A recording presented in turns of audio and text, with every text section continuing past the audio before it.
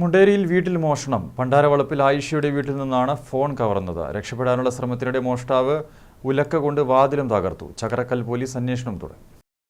തിങ്കളാഴ്ച പുലർച്ചെ 1 മണിയോടെയായിരുന്നു സംഭവം.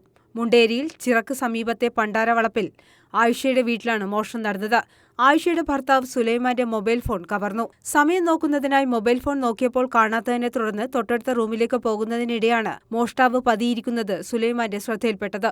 പിടികൂടാനുള്ള ശ്രമത്തിനിടയിൽ മോഷ്ടാവ് വീടിനകത്തുള്ള ഉലക്ക ഉപയോഗിച്ച് വാതിൽ തകർത്ത് രക്ഷപ്പെടുകയായിരുന്നുവെന്ന് സുലൈമാൻ പറഞ്ഞു.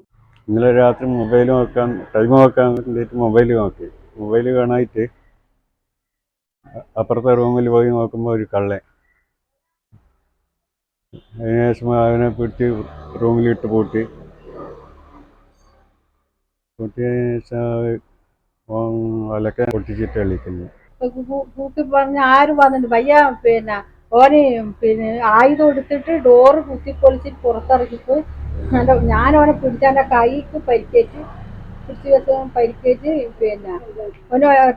ഒറ്റ ഓട്ടം ഓടി ഗടങ്ങ് കഴിച്ച് മറിഞ്ഞ് തുള്ളിക്കഴിഞ്ഞിട്ടാണ് ഓന് പോയത്.